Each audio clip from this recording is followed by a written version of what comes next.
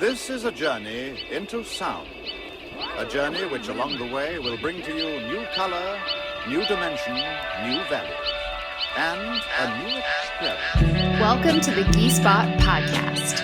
I'm your guide, Katie Silcox, bringing you your weekly self-love soundbite. Join us for conversations around sex, spirit, and all things self-care. All things self-care. All things self-care. This is a journey into sound. Uno, dos, tres, cuatro. You are a Ghee Spot Podcast with Katie Silcox. Hey, my beautiful friends. Welcome to the Ghee Spot Podcast. Today, your podcast is brought to you by Amaury ghee, the most amazing ghee on the planet, made from A2 cows, which are the best cows for making ghee, made in Northern California in the ancient methods from India. We love Amaury ghee, as you guys know. They're going to be sponsoring our podcast for the next couple of months. And I also just want to remind you that this ghee is made by one woman, and we love supporting small female businesses. So if you need a little bit of high quality omega-3 and 6 in the perfect ratio in your life, head over to Amaury ghee, and their website is iloveghee.com, and buy a bunch of their ghee. They have lots of flavors. I know that is the ghee that I have in my kitchen. Speaking of ghee and speaking of my kitchen, today our podcast is about one of the most important topics in Ayurveda, one of the most important topics in Ayurveda in the broadest eagle eye sense of the word, which is food and nourishment. The first spiritual practice of the human being in all human beings across all cultures is food. Food is our first spiritual sadhana. If you want to change your consciousness, if you want to change your life, we have to begin to look at our relationship with food. And when I bring up this topic in workshops or online, anytime you're talking, especially to women, about their bodies and food, the room starts to get a little uncomfortable. And, you know, I get it. It's been such a realm of violence, turmoil, mental movement, emotional turmoil in my own life. And I just want to tell you guys something. If you feel that you haven't quite mastered, that might not be the right word, but if you feel that you haven't quite found perfect balance in your relationship to your food and your body and your weight and your body image, I just want you to know that you are not alone, my friend. And I think that is so important. In my second book, which I'm still working on, I discuss this, and I talk about my personal journey with it, and my mother's journey with it, and my grandmother's journey with it. And when I talk to my friends about it, women who are powerful, beautiful, successful, athletic, these women are like, oh my God, I struggle with this so much. And it's like the secret that I feel like I can't talk to anybody about. And I want to just say, you know, this affects all women, irrespective of what your weight is, your body type is, your dosha is, your role in the world. But what I find that's particularly interesting to me is it really plagues a lot of women who have the image of being healthy. Women who may be body workers, yoga teachers, athletic trainers, marathon runners, models, actresses. Yes, the women that we may see in our collective as being perfect. The women we may see as having their shit together. Those are the women that I find that this actually plagues the most. And so I just want you to know, if you're listening, I wrote a book about how to be healthy and happy and sexy. And so I feel that I can speak a little bit to this dichotomy of image versus reality. The very women on Instagram and in social media life and on TV that you may see who seem to have their shit together are usually the women that really struggle with it the most. And that's okay too. So I just want to stop and just pause and give us all permission to be exactly where we are, exactly who we are, with exactly the struggles that we have. I know I have to constantly remind myself of that I don't have to be perfect to be lovable, and I don't have to be perfect to be a force of good and change and love on this planet. So let's start from that place. I want you to take a moment now to pause and remember back. And you may not remember it. Of course you don't, right? Unless you're some kind of weird superhuman. But I want you to imagine this. I want you to imagine your mother. And I want you to imagine that first moment when you were with her, when she put you on her chest and she gave you her breast and she fed you. And the softness of her skin upon your little soft cheek. Your mother may not have breastfed you, and that's totally fine. She fed you, or a nurse fed you, or a grandmother fed you. Someone, when you were born, began to feed you and nurture you. Just take a moment to feel that in your body.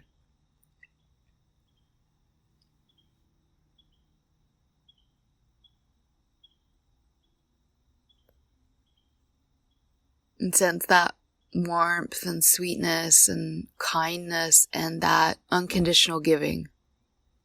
For the most part, for most of us, even if your mom wasn't the best mom, someone mothered you to the extent that they fed you. And in that feeding, there is this transmission of that first sense of God, this unconditional love force. This willingness in the mother to give of her own body, to sustain you and grow you and care for you.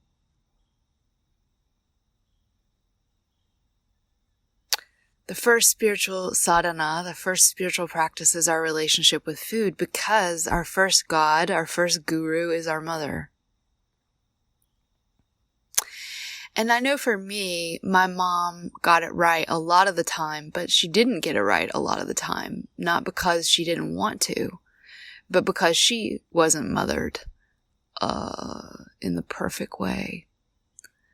And my mother grew up in a culture of Twiggy, right? And the 1960s and 70s, where thin was very in, and especially in the 80s of aerobics culture.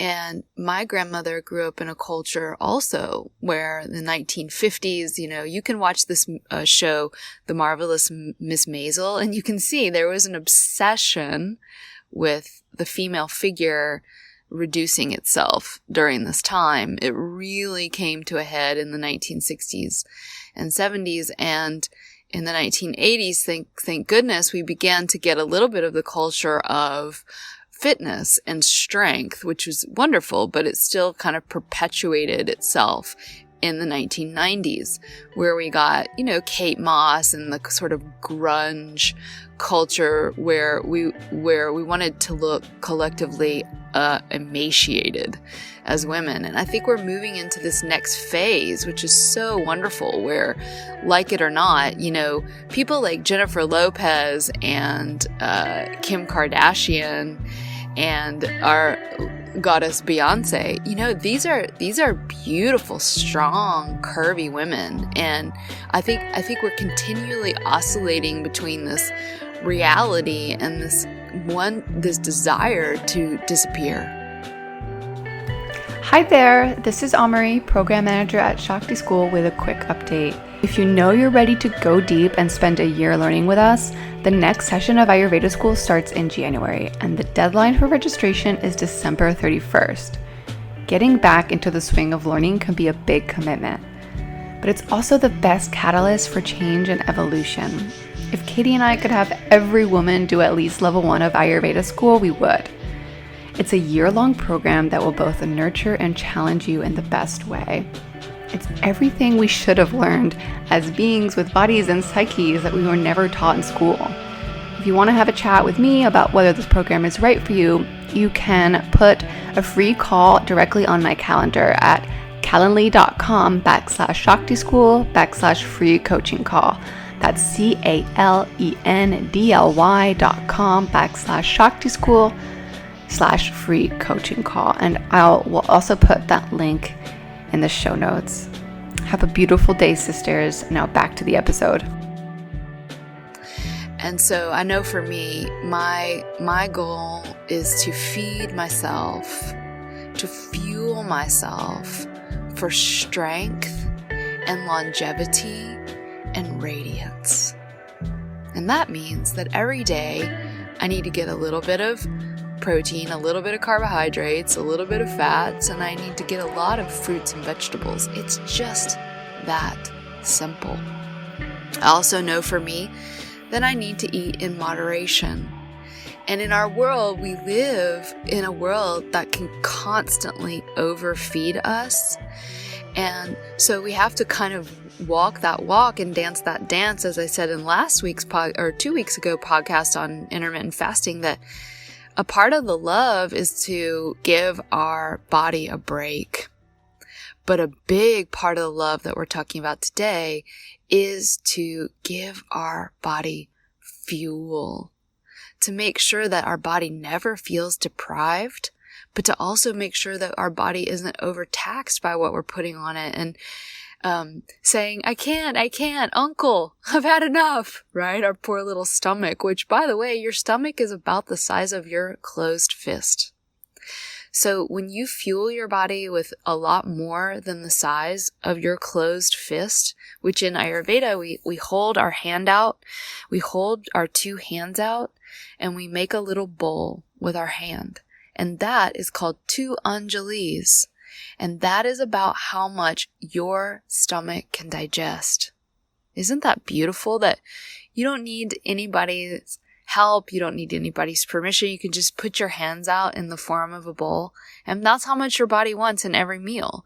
And your body can digest that, depending on your Agni, in about 2 to 3 hours.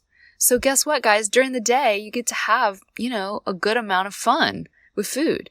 You need to fuel your body throughout the day. Those 8 to 10 hour window, you need to fill it up, and you also need to give it a break. Those 2 Anjalis of food are going to be about how much the stomach can handle. And if we overdo it, our stomach starts to stretch, and then our hunger signals get off. And then we want more than our body can actually handle. This requires an incredible amount of mindfulness around food. It requires, right? Like, food is not like any other relationship. Well, I shouldn't say any other. Food is a special relationship that mirrors our relationship to the world and our relationships to other people.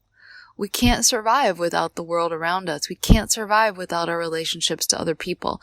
And we can't survive without food. Unlike other addictive, intoxicant substances like alcohol or drugs, or even like people that are just not serving your life, you cannot give food up. You cannot give it up. In some beautiful and strange way, the goddess, God, is asking us to have moderation and be in what the shamanic tradition calls right relationship with food. We have to be in right relationship with it. Just like we have to be in right relationship with our planet. We have to be in right relationship with our loved ones. So food is special, and food is really spiritual. Food is, as my friend Regaya from our last week's podcast, my friend Regaya says, food is basically a prana delivery service.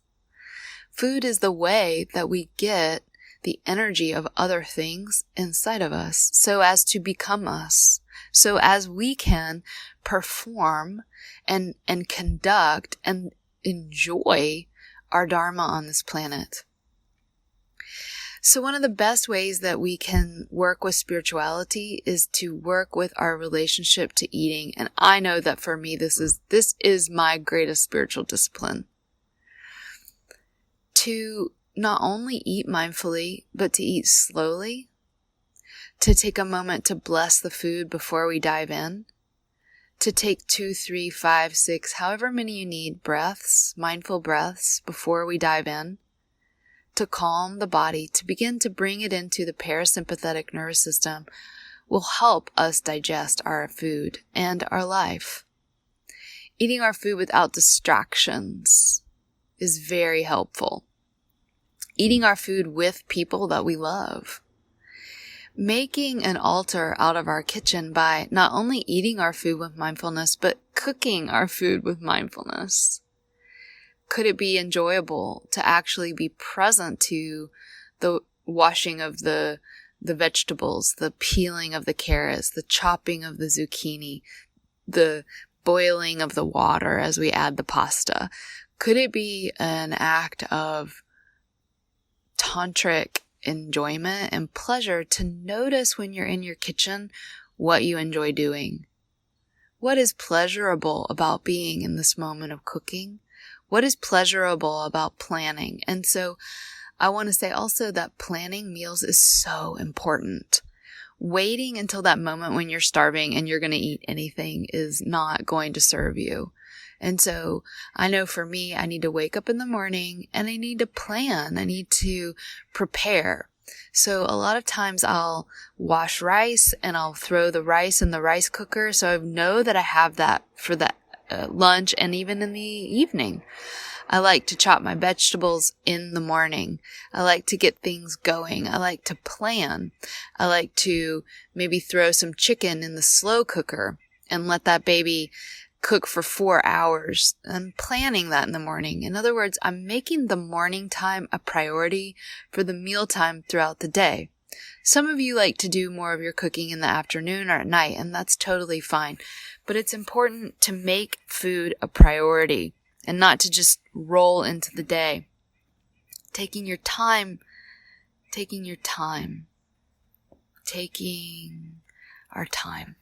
So important. Our ancestors are in the soil. That nut, fruit, vegetable, or grain that you eat has pulled up nutrition from the soil in order to grow. In the soil are many people who have died, have been transformed, and have become part of the soil. Maybe in this mouthful of rice are also the bones of many hundreds of generations, as well as many dead leaves, worms, and animal bones. Maybe in a previous life, you had been there and died there, and your own bones have disintegrated into that land. During the time of eating, your practice is to look deeply into the grain of rice and enjoy all that has gone into its creation. There are so many things to enjoy and discover in each bite. Maybe in this mouthful are the bones of many hundreds of generations.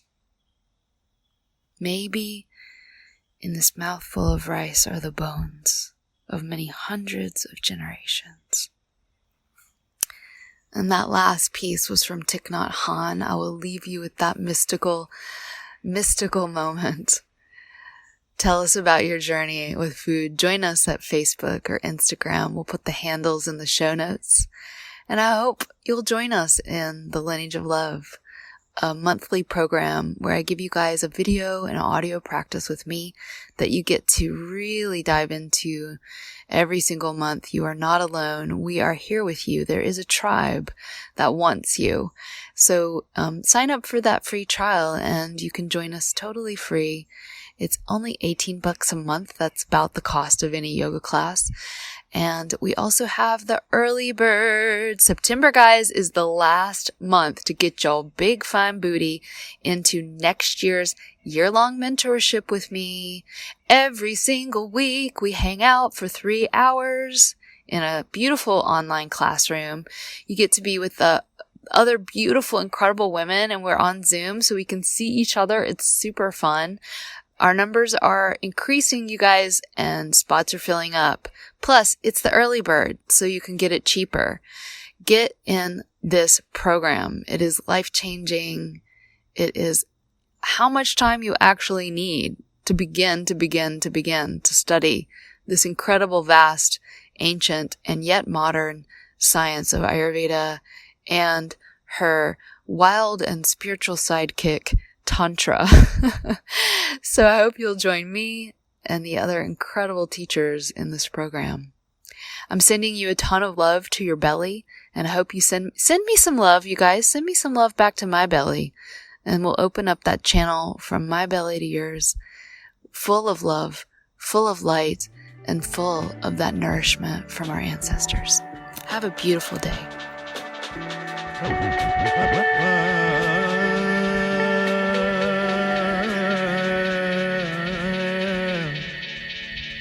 फूटे फूल अपन सुखे